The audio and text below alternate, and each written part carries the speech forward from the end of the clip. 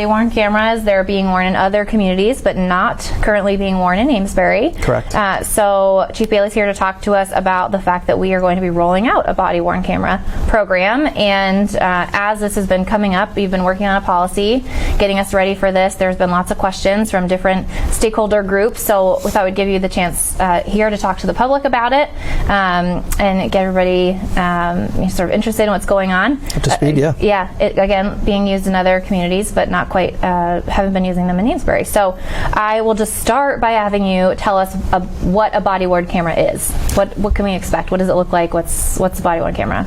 So by this point, probably a lot of people have seen TV, they've watched TV, they've watched police officers on TV, if not from Massachusetts, maybe from other parts of the country. Body-worn cameras are nothing more than just basically a piece about this big that sits in the front of the police officer's uniform with a little lens on it, and there are different sizes and different products out there, but the one that we ended up going with was about this big, and like we said, you've probably seen it on TV. You've probably seen it if you've watched even the news. You'll see a lot of police officers now. State police have started. They've rolled their body-worn camera program out, and as you had mentioned, there are several other communities in Massachusetts that have gone to body-worn camera programs. We're roughly about, I want to say, maybe halfway there. Out of 351 communities in Massachusetts, you're probably about a 50-50 mark right now, where half of the departments in Massachusetts will have a body-worn camera program. The other half is either going to body-worn camera programs, or they're in the process of, they're still figuring out if they want to do it or not. Okay, so not required then, it sounds like, because not everyone's going there quite yet. Not yet. I think what we're anticipating is it will be. Okay. We know that we've seen a lot of police accountability measures, if you will, come down the pipe over the past 5, 6, 7 years. The creation of POST, which is Police Officer Standards and Training, has outlined that, or at least has said that having a body-worn camera program is incredibly important. Yeah. So if you're kind of going to read the tea leaves, you can. I would say that you're going to see mandatory body-worn camera usage here in the very near future.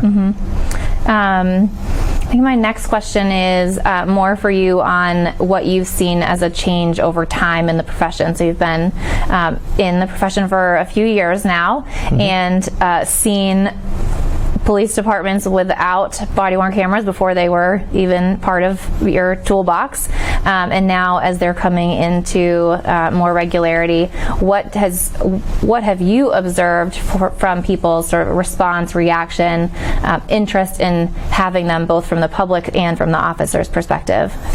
Follow my Yeah, absolutely. So we've had this conversation before, and I think that if you had asked me, so I've been a police officer for 27 years, and when I first came on the department, if you had asked me, did I want to wear a body-worn camera, I would have said absolutely not, no way.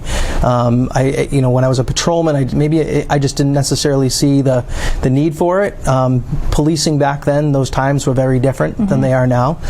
Accountability has become much more important. Not that we weren't accountable back then. It was a different time, and not everybody had cameras. So now in today's policing, everybody has cameras. Yeah. So it doesn't matter, if you're walking down the street, you can plan on being videotaped at some point. Yeah. And what we're seeing now, especially nationwide, is police officers are being videotaped every day.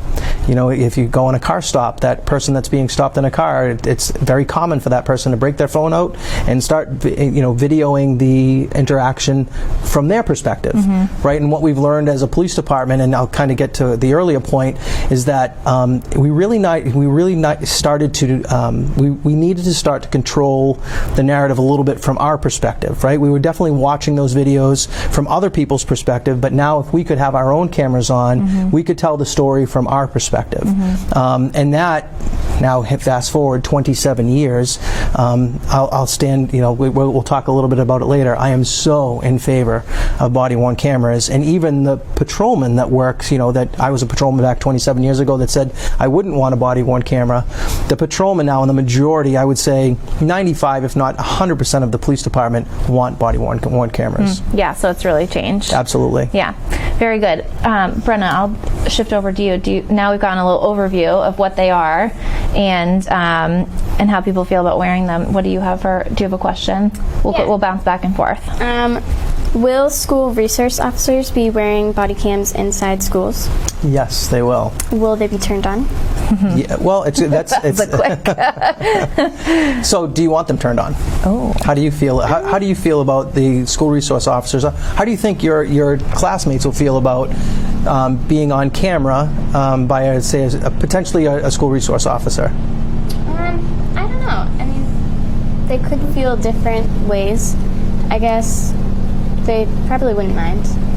Because, yeah, I mean, probably, I would think that on camera all the time, right? Like we take, and I don't know about you personally, but my kids, there's TikTok, there's all sorts of other things that we can take videos, YouTube videos. My 16-year-old son thinks that he's going to make $1 million someday, being a YouTube sensation. And as a parent, I really have to control how many videos he does take or that we're involved with. But to answer your question, yes, the school resource officers will have body-worn cameras. Now, just because the body-worn cameras is on their uniform, it doesn't mean that it's on.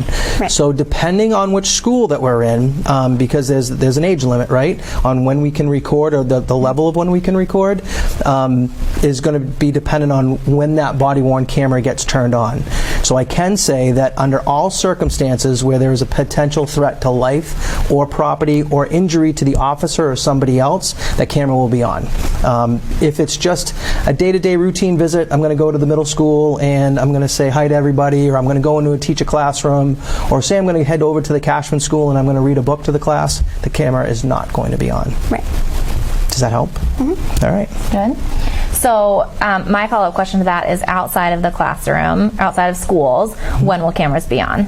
So really good question. So we can kind of look at it at two different realms, if you will, right? We have the public world and we have the private world. We'll start with the public world, and 9 times out of 10, any police interaction or any law enforcement duty where a police officer is going to be working in an official capacity. And now, granted, when we put our uniform on and we go out on the street, we're technically in an official capacity. Sure. But let's take it one step further. When I get called to a call, or I'm going to, I get a report of, I don't know, 2 people arguing at the park, or something along those lines. Making a traffic stop.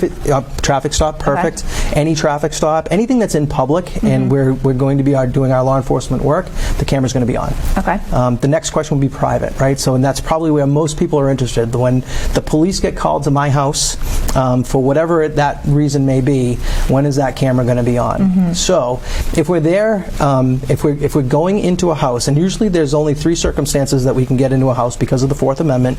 I can only go into a house with consent, or a warrant, or exigent circumstances. Now, exigent might sound like a big word, but all it means is that there's a circumstance there that really needs the police officer in that house immediately, right? So, consent, we're going to put that aside for a second as far as a private residence goes. As far as if we're going into a house for a warrant or exigency, the camera's going to be on, no doubt. Consent's another topic, right? Consent means I get to that door and I'm going to have an interaction with the person that lives there, and I'm going to ask them if I can come in their house, and they're going to say, yes, I don't mind, you can come on in my house.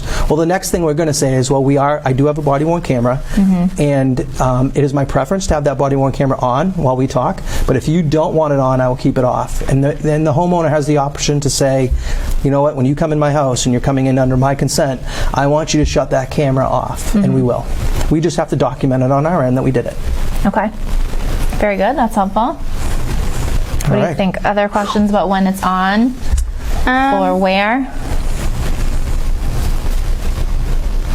No. No? No. How will I know if it's on? So if I'm being recorded, how will I know? You're going to know because the police officer is going to tell you, first of all. And second of all, you're going to see a light. Now, the cameras that we're having, there's a green light and a red light. I'm not sure. I think we can control which color light it's going to be. I'm not sure which one it's going to be yet. Okay. So if you see a light, it's like any typical camera, right? If you see like the ones that we have in front of us, if you see a light on, there's usually, it means that you're being recorded. Okay. I was just checking Facebook. I don't see any questions yet from the public. If you're watching and you have questions, drop them into the chat there. I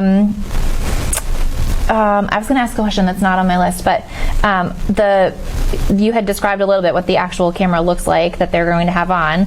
and I think I know the answer to this question, but for the sake of the public, our cameras, right, we all use cameras that look like this. We can see what's being recorded. It has a screen.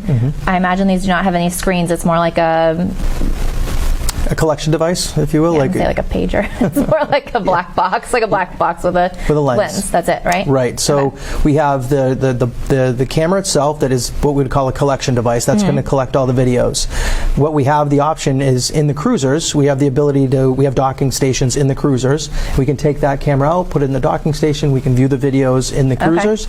Or whenever we get close to the station or back to the station, wirelessly, the cameras will automatically download to the station. Or when we come back to the station at the end of our shift, we can take the camera off, put it in a docking station, and it'll automatically upload the videos. Okay, so that leads me to my next question. I knew it was going to. You walked right into it. I know. Where do the videos go? So the videos are, everybody knows what the cloud is, right? So we have a... You know what a cloud is? Yeah. So it's, they know more about technology than we do. I'm sure. You know what? I was actually going to start to explain it, but it's not even worth it. She knows more about it than I do. But no, most of the videos, if not all the videos, will be stored in the cloud, in a secure cloud, only accessible by the police department and the IT department. Okay. Very good. Then what are you going to do with the footage? How is it going to be used? That's another good question. It's going to depend on, it could be a criminal case that video footage will be used as part of evidence, or will be evidence to support the police officer's actions or what they did or they didn't do at the scene. Another one might be on traffic stops is a great example. So I guess we could back up just a little bit. We had the opportunity we went through a trial phase with our cameras.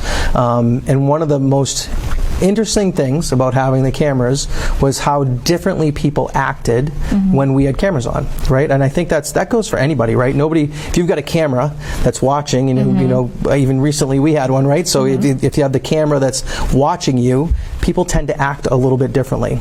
And that's not different on traffic stops either, where these cameras, it's my firm belief that the cameras are going to not only protect the public, but they're going to protect the police officer as well.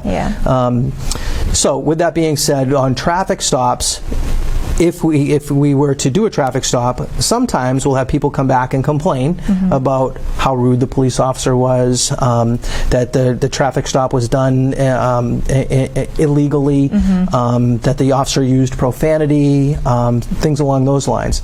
And what this will give the shift supervisor the opportunity to do is take that officer's body-worn camera footage, because he's required to, or she is required to, videotape the whole interaction and watch that interaction.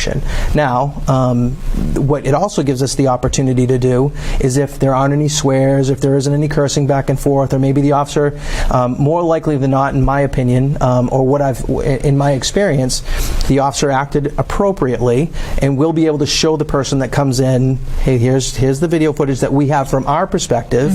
What do you think? And like I said, 9 times out of 10, nobody likes getting stopped, right? And sometimes when we get stopped, we tend to think things happened that didn't necessarily happen. And when we get to watch the video of it, it reminds us, like, oh, that's right, that didn't happen. So that's an instance where it might be used that it would be used almost immediately. Yep. Okay. Very good. How else might it be used?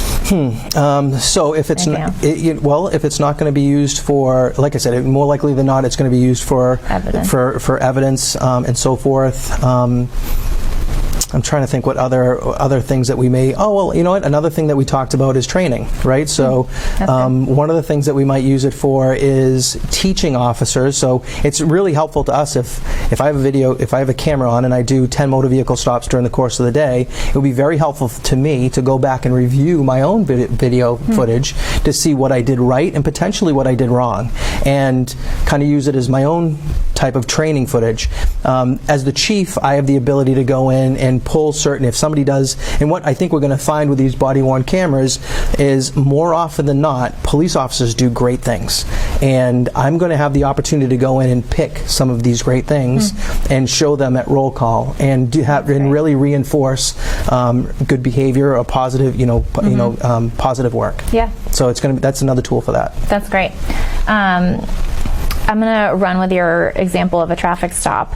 In that instance, if I were the one being stopped, could I tell you that I want you to turn your camera off? If I told you I want you to turn the camera off, can I do that? You can ask, but we are not going to turn it there off. There you go. Right. So in the public, they're not going to be turned off. Okay. The only person, even the police officers have very little discretion when it comes out on the street in the public to turn their cameras off. We do put a lot of responsibility on police officers, right, as we should. And there are certain instances where, and there are certain instances where they can make the determination, this isn't the time or place to have a camera on, and I'm going to shut it off. And as the chief, the only thing that I ask is that they document it. But under most circumstances, on most motor vehicle stops, the public cannot ask to have they can ask, but we're not going to turn them off. Okay.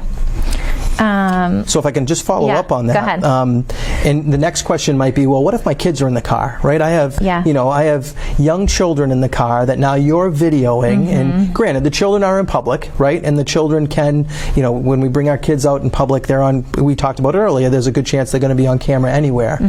We do have the option once we get back to the station, say if this footage, if someone comes in and they want to do a Freedom of Information Act or a public records request for that footage, which people can do, it is public record, right? Okay. We as the police department have the ability to redact faces. So we can go in, pull the video up. If it clearly shows a son or daughter that's underage in the car, say the plate, we don't want the plate to go out in the public either, we can blur all that out. So the only thing that you might see would be the person that we're having a face-to-face interaction with. Okay.